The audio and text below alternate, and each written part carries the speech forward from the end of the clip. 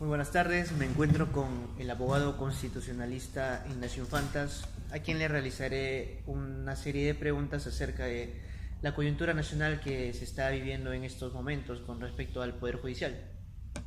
Eh, Dígame usted, ¿qué es la ley Mordaza? Últimamente se está hablando de la ley Mordaza y hay gente que aún no entiende qué es lo que trata de decir esta ley popularmente llamada Hola, Mordaza. Henry, ¿cómo estás? La ley que han aprobado en el Congreso por iniciativa del congresista Mauricio Müller y la bancada de Fuerza Popular y la bancada aprista, básicamente es una norma que para entenderla tenemos que entender primero cuál es el contenido esencial del derecho constitucional a la libertad de expresión. Es un derecho dual.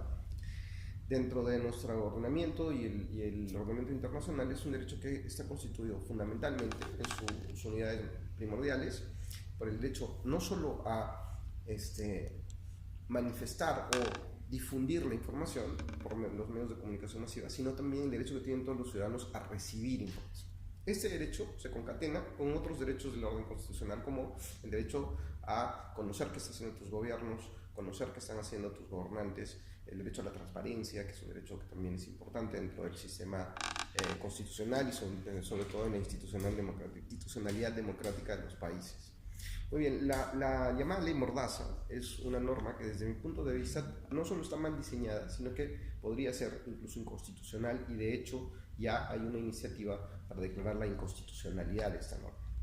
La norma está diseñada para que la alocación de publicidad estatal respecto a la información que daban los organismos del Estado, los entes del Estado, sobre sus funciones, y dar a conocer a la población, a la ciudadanía, qué es lo que están haciendo, ¿no es cierto? Desde esta norma está diseñada para que ya no se pueda hacer por los medios de comunicación privados, es decir, ya no va a haber publicidad estatal en el sentido de información. Ninguno de los organismos del Estado, ninguno de los estamentos de gobierno podría, a partir de esta norma, alocar información, publicidad e informar a los ciudadanos respecto a sus funciones.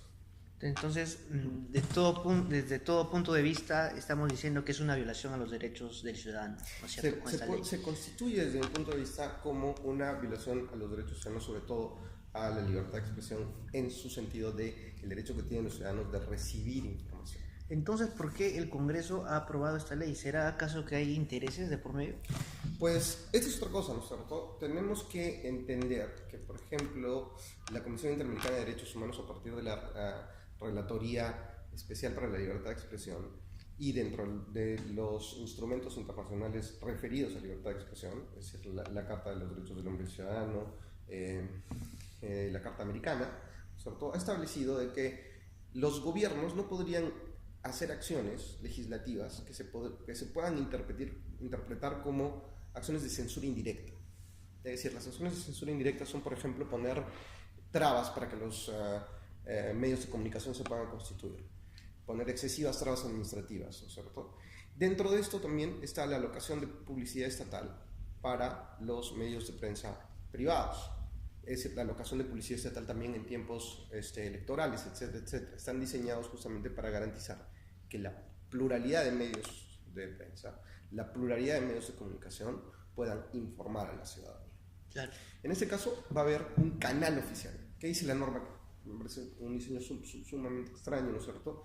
Y además ineficiente, que van a tener que informar solamente por los medios estatales, que como son el Diario El Peruano, el Diario Peruano, de TV Perú, Argentina. etcétera, etcétera. Después han puesto que tienen que tener cuentas oficiales de Twitter, que además ya estaban determinadas dentro de la ley de transparencia. Los órganos del Estado tienen que tener páginas web, tienen que tener cuentas oficiales, etcétera, etcétera. Eso está muy bien, eso ya estaba, ¿no es cierto? Pero eso no va a ser suficiente. Claro, no son medios masivos tales como medios privados, ¿no? Son, digamos, masivos, pero ¿qué sucede con poblaciones que no tienen acceso a Internet? Claro. ¿Qué sucede con los lugares alejados del país? ¿Qué sucede cuando los gobiernos regionales, los gobiernos municipales, el Congreso, SUNAT, cualquier estamento del Estado tenga que informar sobre su accionar? Una de estas cosas es que la norma está mal diseñada en ese sentido y podría ser inconstitucional. Lo segundo es que la norma está direccionada, es decir, claramente dentro del marco político, dentro de, la coyuntura, Es malintencionada. Está claramente direccionada, ¿cierto? Y el mensaje que da es a los medios de prensa: mira, yo no te voy a dar publicidad, no voy a quitarte recursos porque tú me estás molestando. O sea, no es gratuito, no es una coincidencia que justamente haya sido una norma. Tal y como lo dijo Galarreta en una declaración. Exacto, que fue polémica, ¿no? Eso, ¿cierto? Ha sido terrible, dicho, mermeleros, ¿cierto? Exacto. Entonces se les va a acabar la mermelada. Aparte, revela, ¿cierto?, cómo es que no entienden cómo funcionan los medios de prensa, ¿cierto? No entienden cómo funcionan los medios de comunicación. De la publicidad, eso. Y la otra cosa es que exige, ¿no es cierto?, le exige a los medios de comunicación privados a que la norma tiene una previsión en la que les exige que sí informen, ¿no es cierto?, pero gratuitamente. Desde el primer momento, desde un primer punto, cuando esta ley salió, el Ejecutivo, al mando de Martín Vizcarra, del presidente Martín Vizcarra, se ha puesto en contra de esta ley, ¿no? Lo han manifestado, sí, es cierto. De hecho, ellos han dicho ahora que van a también presentar una demanda de inconstitucionalidad. ¿Qué quiere decir esta demanda de inconstitucionalidad? La demanda de inconstitucionalidad se refiere básicamente a que el Tribunal Constitucional, que es el órgano encargado de supervisar el cumplimiento de la Constitución y que se cumpla sistemáticamente la Constitución, revise las normas legislativas, cualquier norma legislativa. Nuestro sistema, el sistema peruano, es un sistema dual. O sea, nosotros tenemos control concentrado por parte del Tribunal Constitucional, que es el órgano encargado, y tenemos el control difuso, que es el que realizan los jueces ordinarios en el Poder Judicial. En este caso, cualquier ciudadano o cualquier institución, ¿no es cierto?, o incluso el Estado, incluso el Congreso, como ya lo ha hecho juntando sus 33 firmas, ¿no es cierto?, pueden promover una acción constitucional, pueden promover una demanda para que se declare la inconstitucionalidad de la norma y por lo tanto se derogue la norma, ¿cierto? En este caso, ¿Basta únicamente con la demanda, hacer la demanda formalmente? No, o sea, es un proceso, es un procedimiento. ¿Cuántos días aproximadamente? Dentro de los, no me acuerdo exactamente cuáles son los plazos constitucionales, pero en este caso la demanda inconstitucional puede tomar, digamos, unos meses, unos 2 o 3 meses. ¿Quién va a ver si es viable o no esta demanda? Mejor dicho, ¿quién es el organismo que va a... El Tribunal Constitucional va a calificar, ¿no es cierto?, la demanda inconstitucional y va a determinar si es que efectivamente hay indicios suficientes de que se está vulnerando la Constitución. Una vez admitida, ¿no es cierto?, se va a hacer un proceso en el que van a determinar finalmente si es que la norma es o no es inconstitucional. Por otro lado, el lunes pasado el congresista Carlos Brus manifestó en una entrevista al medio Canal N que el oficialismo, manifestó que el oficialismo en sí no es el oficialismo, no se sienten el oficialismo. ¿Por qué cree usted que ha manifestado esto?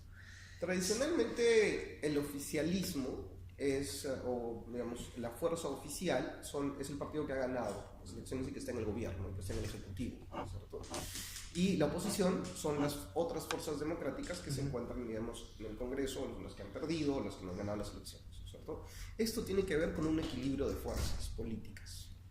Este equilibrio de fuerzas políticas está dado por cuál es la capacidad política, el peso político específico que tienen cada fuerza política o cada representante político, cada tienda política. En el caso de nuestro país, hay claramente una fuerza política hegemónica en el Congreso. La fuerza que es fuerza popular, que es una fuerza mayoritaria que tiene mayoría absoluta en el Congreso, ¿no es cierto? Esta fuerza, nosotros hemos visto, nos ha orillado, primero, ojo, por la incapacidad política de Peruanos por el Cambio con PPK antes de Vizcarra, ¿no es cierto? Y las demás fuerzas políticas que son muy pequeñas, ¿cierto?, y diseminadas, que no han podido balancear, equilibrar esto. Entonces hay obviamente una fuerza política hegemónica que muchas veces no actúa salvaguardando los intereses de todos, sino sus intereses particulares, ¿cierto? ¿Hay un desequilibrio político entonces, usted cree? Sí, hay un desequilibrio en las fuerzas de poder. Está tomado un poco y está siendo un poco abusivo, o bastante abusivo, el ejercicio que Fuerza Popular y sus aliados del APRA están teniendo, digamos, ya en términos de real político, ¿no? Y se demuestra con esta nueva ley Müller que se ha promovido. Sí, se demuestra. lo que tenemos que ver es además cuáles son las consecuencias que puede tomar la actitud que ha tenido Vizcarra justamente con esto, ¿no es cierto? Podría llevar incluso a un enfrentamiento entre lo que queda del gobierno Vizcarra y su, digamos, endeble posición en términos de fuerzas políticas con respecto a otros a Fuerza Popular y al APRA, ¿no? Y sus aliados del APRA. Bueno, muchas gracias, José Infantas. Muchas gracias, amigos, por ver nuestra entrevista. Esperemos que le vaya bien. Y muchas gracias por la entrevista y sigan viendo más información en Impacto Político. Muchas gracias. Gracias a ustedes, chicos, y pues mantengámonos vigilantes y ciudadanos, y ustedes como periodistas defendiendo pues su función y defendiendo de informar a la gente. Gracias.